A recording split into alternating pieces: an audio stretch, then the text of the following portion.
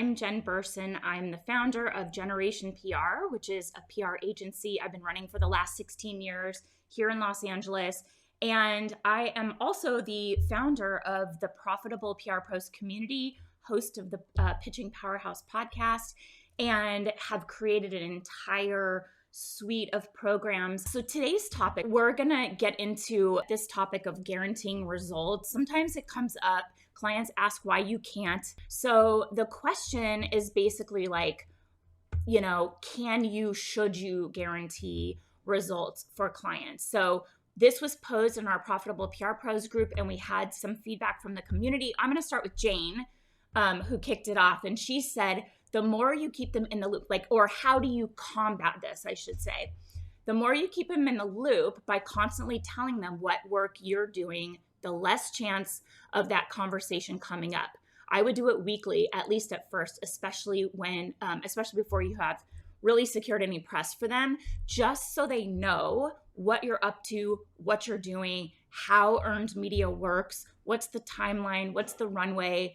And like other people are sharing, Marie shared that she does weekly reports, and that'll let the client know what's happening on their behalf. But it's also a good resource in case they have questions about the work that you're doing.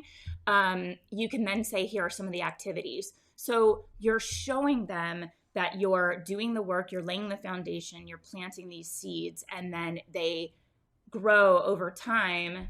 And you can kind of tell them that like it's building momentum, you're gaining interest. It's not immediate.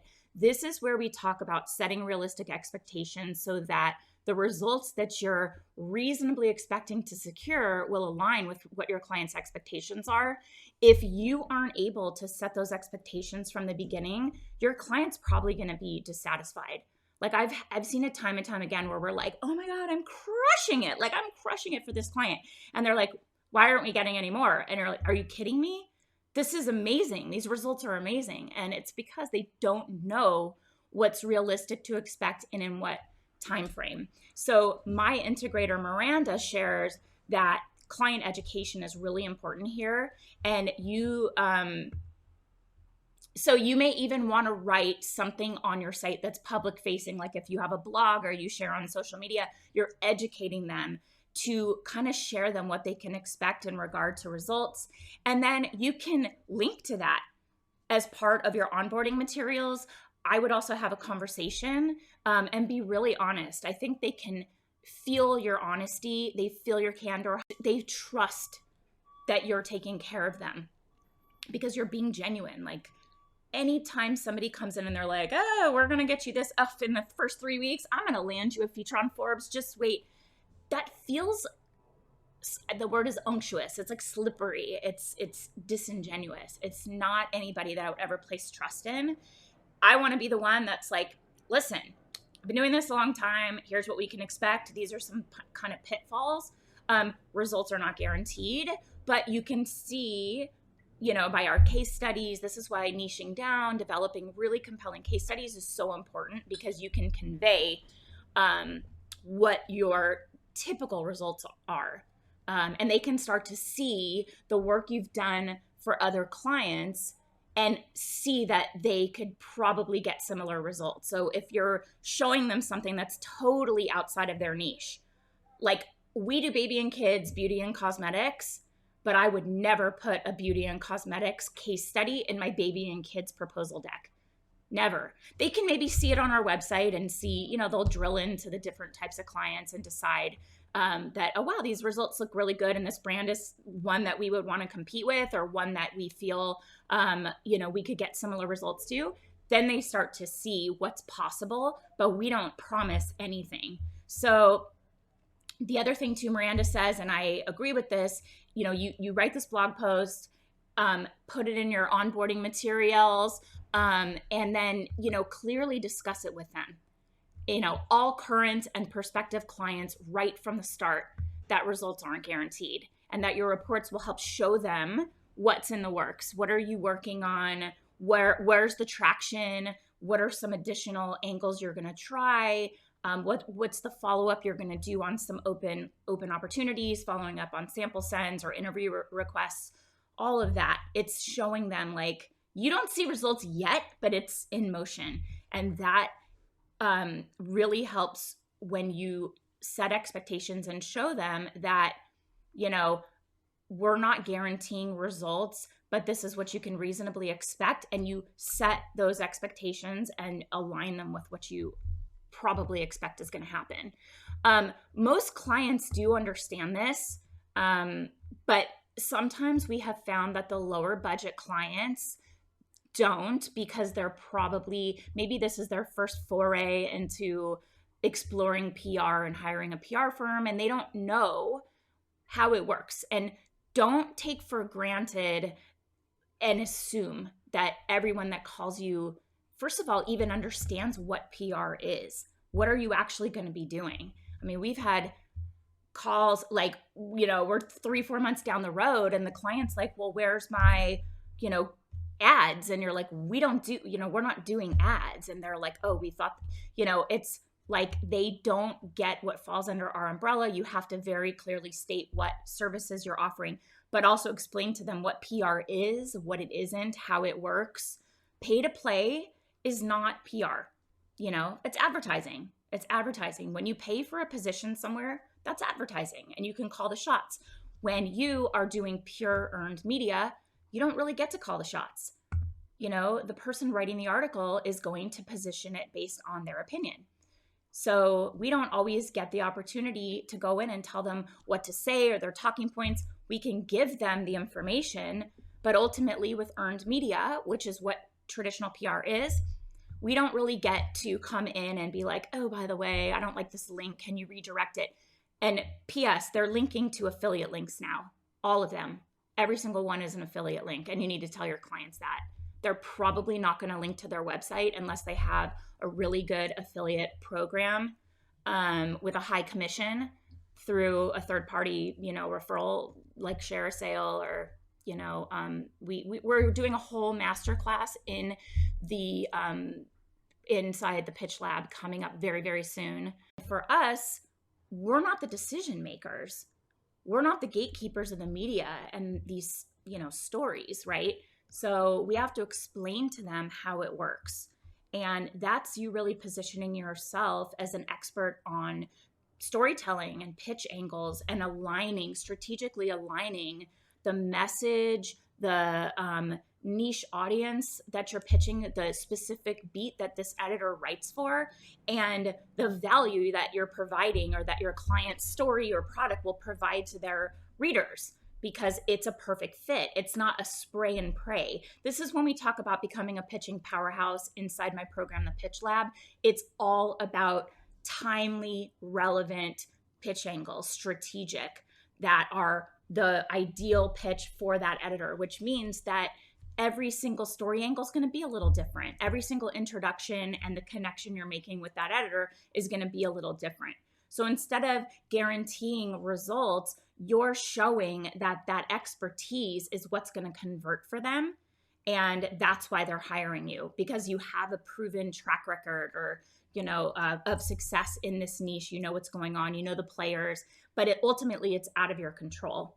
You know, so, you know, clients should also realize that the lack of results is also not necessarily an issue of you doing anything wrong. There's so many factors that can affect placements.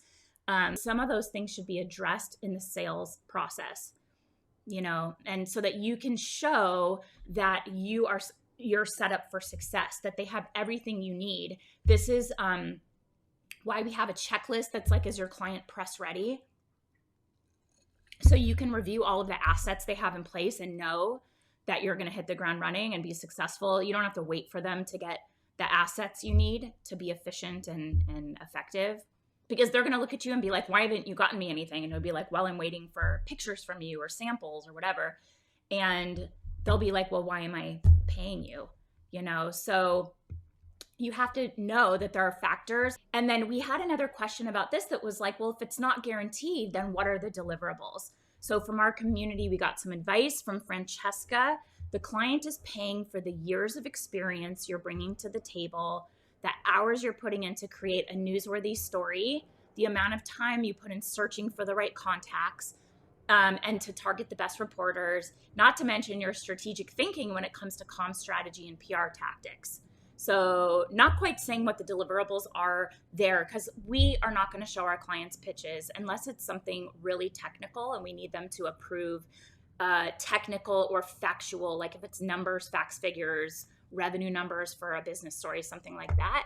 But typically our clients are not reviewing our pitches. They're going to slow us down. Our pitches are, one-off, strategic. We don't really want the client in our business, and most of our clients really don't ask. But you can say deliverables are pitches and, the contacts, the media list we're building. It's not just like you go, oh, I have this huge list. You're really strategically thinking about the right ones and aligning the story angles with the specific editor, which means you're reading their content, which means you're following them on social. It's slow, but that's the strategy that works versus spray and pray. Spray and pray will never work for you. So the community is basically saying, listen, you've developed all of these skills like a pro for years, and that's what they're paying you for. And that's why niching down, again, is so important, because they're paying a premium for your deep subject matter expertise and your deep-seated relationships with the gatekeepers at the media. You got to really think about showcasing that you're the pro, you're the expert, and they're coming to you for that, and they're paying you for the ability to get them the results based on what you know and who you know. And another bit of advice, if a client wants to pay for the deliverables, the person says they dialed the wrong number, because they're asking for marketing and the measurable results you can generate from marketing. PR probably isn't right for them, but think of it as if the PR professional or agency is a lawyer. The client pays the lawyer up front for his expertise, even if it might result in not winning the case. The same goes with PR. Not all clients are created equal. Are you going to stall out on angles like there's nothing interesting here, and right after the launch it's just going to be like no one's going to care? Or are you like, oh my God, there's so much here. We can talk about the founder story. We can talk about the zero emissions, carbon neutral aspect. We can talk about the fact that it's a STEM-based company and children are learning and growing. We can talk about the charitable component. We can talk about the fact that this is like a successful founder who's now pivoting based on his own needs with his own kids. Like, can we keep going? Are they going to continue launching products? Is there anything else out there on the market like it? How can we differentiate them from the competition? These are the calculations we're doing so we can decide, is this going to be successful? And I can tell you, if you look at every single client where you have not had traction, you knew in the sales process that it was like a gamble, but you wanted, like, we all want work. Listen, I do too, but I want to get client results and have that build my portfolio and make us look really good, versus somebody with a huge budget that we're going to be like, wow, we just worked for 6 months and kind of resulted in how I thought it was going to go. So some advice for me, right, from me. We are lucky as PR professionals that it is an industry standard that results are not guaranteed. It's in your contract. It's in our template contract we share in the agency accelerator. And obviously it needs to be in your contract. But you need to bring up this topic even before the contract stage, because clients need to understand that. This is about aligning expectations. Mention this on your discovery calls. Vetting clients is so important for so many reasons, but it's especially important for gauging whether they're going to be easy to work with, whether they're going to help you set you up for success, And when you meet prospective clients, you can usually trust your instincts to tell whether there are any strong pitch angles, whether there's a lot here you can work with. It's not always the case, but a lot of times you can talk about probably being able to secure some type of coverage and letting them know the timeline and letting them know what type of coverage. Like if they think they're going to be on Oprah's Favorite Things, when that episode was out, or Ellen's Mother's Day giveaway, there is a huge financial commitment. Not every single company can do it. And you have to tell them that. So they're not like, wow, I'm going to work with you and you've gotten 3 clients on Ellen. You're going to do the same for me. No, I'm not, because you can't handle it. Meaning like it's a huge financial investment. It's a huge investment, and they have to be able to handle the influx, and most small companies can't. So you have to explain that to them. The skill is being able to sustain coverage once you've covered the basics. So this is where you are really good at creative pitching and finding new ways to pitch the media, even if your client doesn't have something new to report to the media. Like keeping the brand fresh in the eyes of the media. So it's not just like, well, I already told them about that. Well, tell them about it a different way, or tell new people about it because there's another hook for it, or you're tapping into a study that you can align, it's a brand new study and your client has an opinion on that, or your client's product directly solves a need that was brought up in the study. Whatever it is, like, you need to be able to come up with fresh, timely, relevant pitch angles. So if you look at something and you're just like, I am drawing a blank, I don't even know, there's not a lot here, probably not going to be successful for 6 months. Like, it's probably not going to happen. And also keep in mind too, that we share in the pitch lab, but we share a monthly execution plan with timely, relevant pitch angles. So that also helps you see how to work your clients into those stories. And you can use it on a sales call and look at it and be like, oh, by the way, in long leads, we're looking at May, and you're, probably not May, like March, and that's whatever month, and, Women's History Month or whatever, and, or International Women's Day, which is March 8th, which happens to be my birthday. That's a great fit for you and your product that's empowering women. And I can just see that right away. We will pitch you for that. That really helps you on those, strategy pitch angle call things. So just keep in mind, we have a resource that will really help you punch up those pitches long term, but that's what they're paying you for, is to be creative and come up with ongoing ideas to continue to pitch the media. So again, not guaranteeing results is an industry standard, and you need to make sure your clients know this. There's no way to guarantee the quantity or where you're going to secure placements. You need to really share with them and make sure they know it, articulate how a media placement, earned media, is different than other forms of media like advertising. And we talked about that. With an ad, you pay a specified amount, you get complete control over the creativity and the messaging, and you'll also know where and when your ad is going to run. Or an advertorial, that's paid placement, that's not PR. With PR, you're at the mercy of the journalist, but the rewards are so high because those are really powerful. Those editorial endorsements are really powerful. That's what they're coming to you for. So being able to show this is what you can expect. And also, we like to give metrics, even though we are not responsible for sales. You need to make sure they know that too. We're responsible for impressions and, driving consumer demand, like basically informing the media, gaining media attention, earn media. But, you need to really show them through other case studies that there is a powerful impact when there's a successful PR campaign. There's no possible way to make a guarantee, but a good PR firm will also do other things besides just generate features. Like, if their messaging is not honed in and tight, we can help shape company messaging, leverage brand appropriate outreach program like other target brands, align with them to reach and borrow their target audience. We can counsel or direct their internal staff on social media and other marketing efforts. So we are not their marketing team, but we can tell them what we need from their marketing efforts in order for us to succeed. So a media hit is not the only indicator of a successful PR campaign. You need to make sure the clients understand the full scope of what you are offering to them and the value you're providing to support them in other areas of the business. And then, of course, again, you need to establish realistic, attainable expectations for your clients so you're aligned. when you're working with a client and determining who to pitch for a story, it helps to set realistic goals. So if you have a startup that wants to be in Forbes, for example, you may have to start with the lower hanging fruit. And then once that story is secured, you can start to see where they're getting traction and what kind of growth they're handling.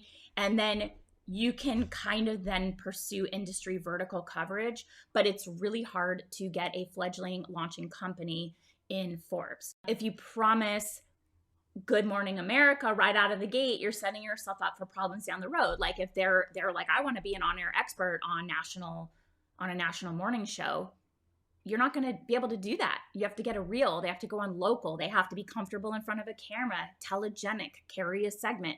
Maybe you give them media training and get them ready for that. But if they come and they're like, in the first month, I want you to pitch GMA, you have to tell them that's not how it works, so that you set up realistic expectations.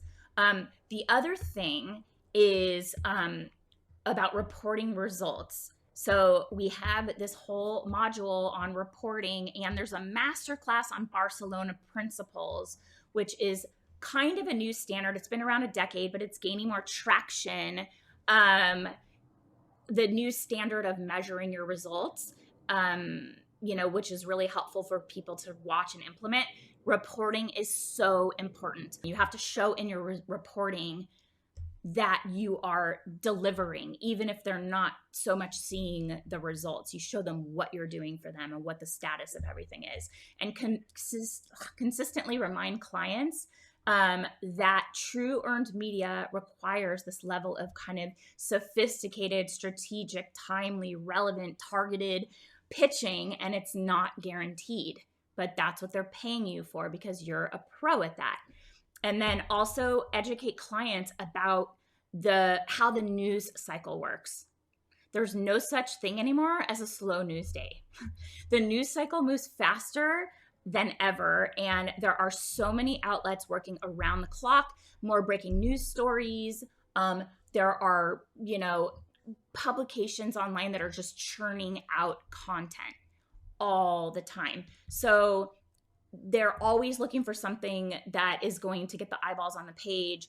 Things are subject to change until you actually see it published somewhere. It may not exist. It may not happen. Even if you get the, confirmation, you have to have it in hand. We've all experienced that devastating last minute, like, sorry, we couldn't run it. We had something else instead. And you're like, or they just ghost you, which tends to happen more and more now.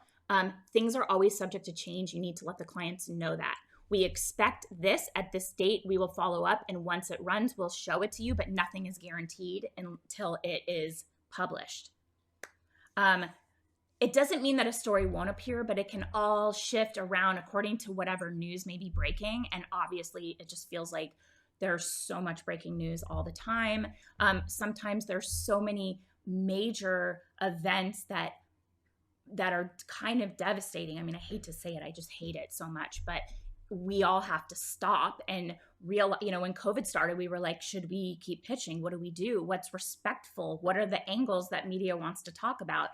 Everybody shifted. Everybody had to really figure things out, So if there's something that's a major event, we typically stop and we'll say to the client, it's not appropriate. Don't post on social unless it's a show of support, solidarity that aligns with your corporate values, none of this fake allyship, performative allyship. Don't allow them to do that. But anyway, you need to really guide them that the news cycle happens and it will affect what you're able to pitch and when. And when you're close to securing coverage, you have to be really careful about getting overexcited and promising it to the client. I'm like, oh my God, we got you this. And you're like, oh. Wait till you have it, because things change. Like we said, initial interest, even something that sounds like it's 100% going to happen, can change. And there isn't always a sure thing. I had a client that was secured, you guys. This was going to be my agency making moment. I had a client secured on Oprah's Favorite Things for the episode, the big giveaway episode, and I was so freaking excited. I was so excited. Oh my God, we had packed up boxes. We had shipped the items to the studio. I had this amazing contact who was like my eyes and ears. And something happened last minute. It was a political move. It had to do with them favoring a certain company because of a relationship, and then they put it on the price point. But the price point was pretty similar. And the company caught wind because of the internal relationship with this other company. It was a direct competitor. They swooped in and they kind of talked trash and said, this company, I know them, they can't handle it. They're not going to be able to deal with the influx. We can handle it. We're ramped up. We have product in the warehouse. We're ready to go. Our price point is better. And they swooped. And my contact that day happened to be out on like a remote shooting. And she called me. I mean, she was like practically in tears. And I felt like somebody kicked me in my gut. I felt sick to my stomach. Probably more upset than the client, to be really honest with you. I don't think they got it. But I knew what it would do for me in my business. I knew that it was going to like, we've had clients on Ellen, Today Show, everything. But like that Oprah favorite things, I was like, this is it. And then it didn't happen. And I was devastated. Yeah, they kicked me in the teeth, like, tell you. It was hard. This was a very long time ago. It was right when I first started, probably 2 years into my business. And I was like, I'm amazing, And when it didn't happen, then that imposter syndrome comes in. It's like, did I do something wrong? Could I have done something differently? And my contact was like, no, this was like from the top. There's a relationship with the other company, and they convinced the powers that be, hi, Angel, that your client couldn't handle it, and they were poised and ready to go. So that sucked. But it was, what happened, and I learned the hard way, and we all do, that results aren't guaranteed, and kind of, save the enthusiasm for when you're actually like, look what we got you, here it is, or creating that beautiful clip online and emailing it to them. So we have programs to help you with this. So if you're not feeling 100% confident about generating results, especially if you're new, the best thing you can do is really hone your pitching skills and learn everything you can about best practices and best ways to craft pitches. And that also helps you learn when something is a no. When you're just like, ugh, there's nothing here.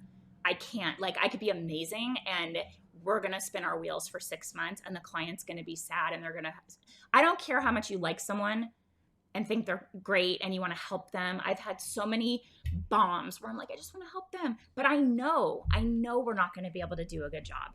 You just know. So when you hone your skills, you know what the media is looking for. You're able to craft pitches that are exciting to them, timely, relevant, targeted. That's what we teach you in the Pitch Lab. So we want to turn you into a pitching powerhouse. That's what we call my podcast, Pitching Powerhouse.